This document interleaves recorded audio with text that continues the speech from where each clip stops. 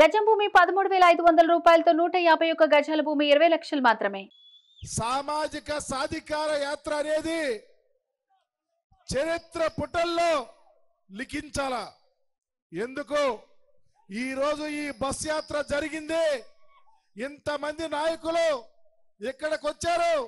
తండోపతండాలుగా ఎన్నికలలో ప్రజలు వచ్చారు తెలుసుకోవాల. ముందుగా సామాజిక సాధికారత అంటే భారతదేశ చరిత్రలో అనేక మంది సామాజిక తత్వవేత్తలు, బాబాసాహెబ్ బిఆర్ అంబేద్కర్ గారు, అలాగే సాహు మహారాజ్ గారు, పెరియార్ రామస్వామి నాయకర్ గారు, జ్యోతిరావు పూలే గారు, బాబు జగజ్జీవన్ రావు గారు, అనేక మంది, మౌలానా అబుల్ కలాం ఆజాద్ గారు, అలాంటి వాళ్ళంతా ఈ దేశంలో సామాజిక సాధికారత రావాలని అనేక ఉద్యమాలు చేశారు. కానీ ఈ రాష్ట్ర చరిత్రలో ఎవరు ఆ కోణంలో పనిచేయాల. ఒకే ఒక్కడు పేద ప్రజల ఆశాజ్యోతి, బడుగు బలహీన వర్గాల ఆశాజ్యోతి అయినటువంటి జగన్మోహన్ రెడ్డి గారే సామాజిక సాధికారత తెచ్చారని గర్వంగా చెప్తా ఉన్నా. అందుకనే ఈరోజు ఖచ్చితంగా ఆంధ్ర రాష్ట్రంలో ఉన్నటువంటి ఎస్సీ ఎస్టీ బీసీ మైనారిటీలరా ఏకమవుదాం. చంద్రబాబు నాయుడు ఇంతకు ముందు పరిపాలన చేశాడు.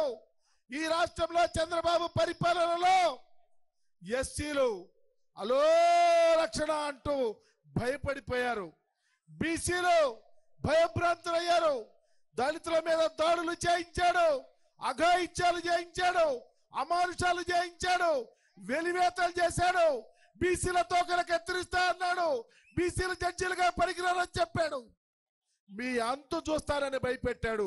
మన ఓట్లేయించుకొని రాజ్యాంగబద్ధంగా మనకు రావాల్సినటువంటి కోట్ల రూపాయల డబ్బులు పందికొక్కులాగా తెలుగుదేశం వాళ్ళు తిన్నటువంటి పరిస్థితి ఈ రాష్ట్రంలో చూసాం. కానీ జగన్మోహన్ రెడ్డి గారు ముఖ్యమంత్రి అయిన తర్వాత సోదరులారా గమనించాలా, ఈ రాష్ట్రంలో జగన్మోహన్ రెడ్డి గారు ముఖ్యమంత్రి అయిన తర్వాత ఎస్సీ ఎస్టీ బీసీ మైనారిటీలు గుండె మీద చెయ్యేసుకొని బ్రతుకుతా ఉన్నాం. రాజ్యాంగబద్ధమైన హక్కులు మనకి సంక్రమిస్తున్నాయి. మనకి రావాల్సినటువంటి వాటా ఆర్థికంగా, సామాజికంగా, రాజకీయంగా మనకి డైరెక్ట్ గా మనకు అందుతా ఉన్నాయి. అందుకనే ఈరోజు రాజకీయంగా ఎంతమంది ఎస్సీ ఎస్టీ బీసీ మైనారిటీలు ధైర్యంగా వచ్చి మీ ముందు మాట్లాడటానికి కారణం జగన్మోహన్ రెడ్డి గారు. మీరు చూసారా, ఎప్పుడైనా ఈ పేదవాడి పిల్లవాడు, ఈ ఎస్సీల పిల్లవాడు, బీసీల పిల్లవాడు, మైనారిటీల పిల్లవాడు, పేదల పిల్లవాడు ఇంగ్లీష్ మీడియం చదవటం, ఇంగ్లీష్ చదవాలని, దేశంలోనే ఈ పిల్లల ప్రపంచంలో మేధావులు అవ్వాలని ఆలోచించి కొన్ని కోట్లు ఖర్చు చేస్తా ఉన్నాడు. మీరు చూసారా, ఎప్పుడన్నా చంద్రబాబు నాయుడు ఒక స్కీమ్ పెట్టాడా? 14 ఏళ్ళు ముఖ్యమంత్రిగా పనిచేశాడు. అతని పేరు మీద ఒక్క స్కీము లేదు, అన్ని స్కాములే.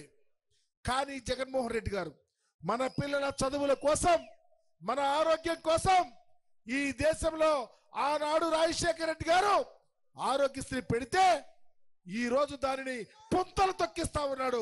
2 లక్షల్లో స్టార్ట్ అయినటువంటి ఆరోగ్యశ్రీ 25 లక్షలు.